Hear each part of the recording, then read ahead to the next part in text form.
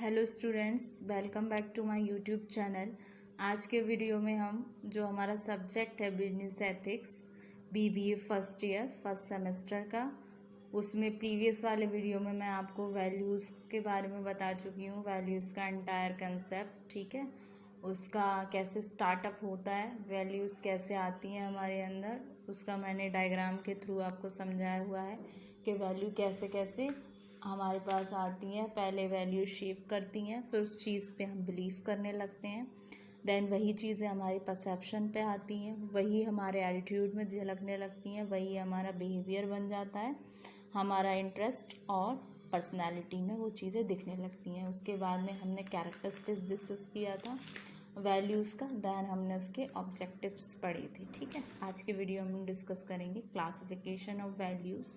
ठीक है, तो सम ऑफ द वैल्यूज़ और बिहेवियरल कोड जो होते हैं, जो कंडक्ट होते हैं टूवर्ड्स ह्यूमन बेटरमेंट और हैप्पीनेस के, जो क्लासिफाइड किए जाते हैं इस तरीके से। ठीक है, इसको मैंने पॉइंट बाई पॉइंट हेडिंग में बनाया हुआ है, इसको मैं डिस्कस करती हूँ। फर्स्ट आता है human values. Human values consist होती हैं आपकी उन सबों वैल्यू से जो यूनिवर्सली एप्लीकेबल हैं, मतलब सब लोगों के द्वारा अपनाई जा रही हैं। ठीक है, ये वैल्यूज़ रिलेट होती हैं आपकी ट्रुथ से, जो सत्य है, सच्चाई है, और पीस शांति, लव प्रेम, और हार्मनी यानी कि मेल सहमति।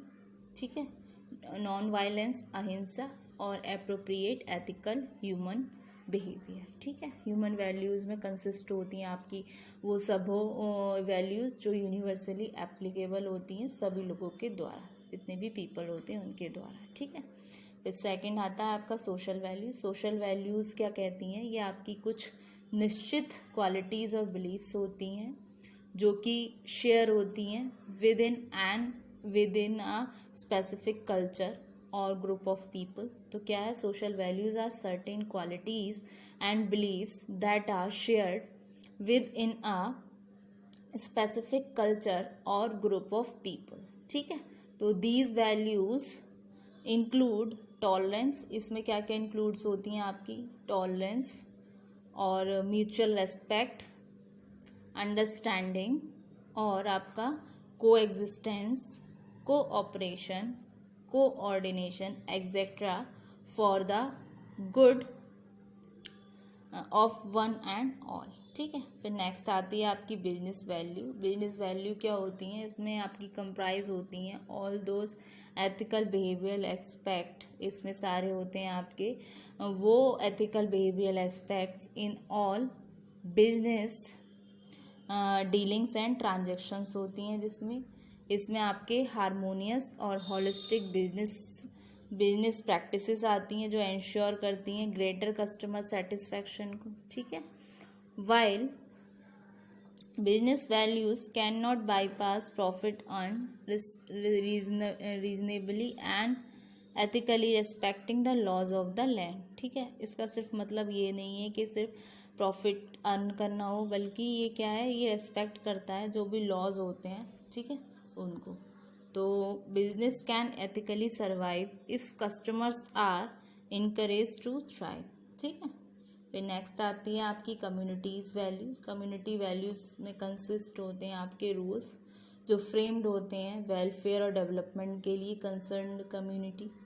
ठीक है, ये फॉर्म प्रिस्क्राइब्ड बाय होते हैं जितने भी आपके क्लब्स हो गए, एसोसिएशंस हो गए, संस्थाएं, और आपके पब्लिक ऑर्गेनाइजेशन हो गए, और बाय द कमिटीज़, जो कमिटीज़ हो गई of panchayat in village and rural areas. Community values हो गई जैसे कि धर्म की बन जाती हैं, कुछ हिंदू धर्म की अलग कम्युनिटी बन गई और मुस्लिम की अपनी अलग बन गई, या फिर कुछ कम्युनिटीज़ होती हैं जिनका एजेंडाज होता है, जैसे पंचायत और विलेज जो रूरल एरियाज़ होते हैं उसमें कम्युनिटी बन गई, कमेटी बन गई, सदस्य बन गए उनके, तो उनकी कुछ वैल्यूज़ होती हैं जिसमें उनके कुछ रूल्स फ्रेम होते हैं, है ना, for the welfare and development of the concerned communities, उन स्पेसिफिक कम्युनिटीज़ के हित में। जैसे कि कम्युनिटी का, जैसे मुंबई में है ना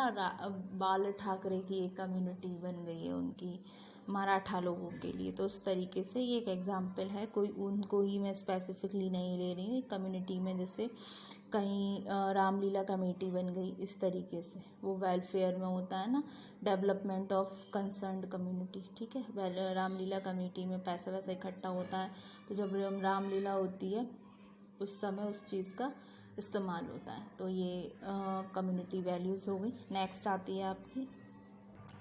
आती है आपकी फैमिली वैल्यूज़। फैमिली वैल्यूज़ में क्या हो गई, इसमें इन्वॉल्व्स होते हैं आपके bond of affections between different members. जितने भी डिफरेंट मेंबर्स होते हैं, चाहे वो आपकी न्यूक्लियर फैमिली में हो या फिर आपकी जॉइंट फैमिली में हो, तो family values involve the bond of affection between different members within nuclear or joint families and respect towards elders। ठीक है, तो ethical behavior यंगस्टर्स का टूवर्ड्स देयर पेरेंट्स, मतलब जो छोटे बच्चे होते हैं उनका बिहेवियर अपने पेरेंट्स के प्रति, और टीचर एंड ऑल्सो, मतलब एथिकल बिहेवियर यंगस्टर्स का हो गया अपने माता पिता के प्रति और टीचर्स के प्रति, and also the responsibilities of parents towards their children. ठीक है, are values to be cherished. ठीक है, ये आ गई आपकी फैमिली वैल्यूज़। फिर आती हैं आपकी प्रोफेशनल वैल्यूज़। इसमें क्या है, प्रोफेशनल वैल्यूज़ में इंक्लूड होती हैं आपकी रूल ऑफ कंडक्ट। ठीक है, आपके एथिकल बिहेवियर पैटर्न्स और नॉर्म्स वेरियस प्रोफेशंस के रिगार्डिंग। ठीक है, फिर आती हैं आपकी, कुछ होती हैं आपकी नेशनल वैल्यूज़। नेशनल वैल्यूज़ से मतलब होता है जो आपके राइट्स और रिस्पॉन्सिबिलिटी होते हैं towards your country, because you are a civil citizen of country, जिसमें एक राइट होता है, एक वैल्यू होती है आपकी वोटिंग राइट होता है हम लोगों का, अपना नेता खुद से चुनने का। इसमें इंक्लूड होती हैं आपकी एंटायर सिविक ड्यूटी होती हैं। नेशनल इंटीग्रेशन प्रमोटेड होता है अगर सिटीजन्स प्रमोट करें एक्टिविटीज़ को for promotion of communal harmony, जैसे कि अपना आसपास का इन्वायरमेंट साफ स्वच्छ रखें, गंदगी ना फैलाएं, कूड़ा कूड़ेदान में डालें, अपनी लोकेलिटी को ग्रीनरी बनाएं, मतलब हरी हो आपकी, ग्रीनरी बनी रहे, कोई दिक्कत ना हो। तो ये भी कुछ नेशनल वैल्यूज़ होती हैं। प्रिंसिपल्स हो गए इसमें नॉन वायलेंस के, एमिकेबल सेटलमेंट्स हो गए, अगर कोई डिस्प्यूट्स हो गया वेरियस सेक्शंस में पीपल के, वो शुड बी इनकरेज। ठीक है, ये हो गई आपकी nominal values, national values sorry. फिर आती हैं आपकी सेक्युलर वैल्यूज़, ये कुछ धर्मनिरपेक्ष हो गई। ये सेक्युलर वैल्यू सिस्टम अप्रोच है, ये फैक्ट ऑफ लाइफ है जो मेजर सोर्स होता है इंस्पिरेशन का, ना सिर्फ रिलीजियस वे में बल्कि सेकुलर वैल्यू में। ठीक है, ये ट्रीट करता है पर्सन को on the basis of actuality.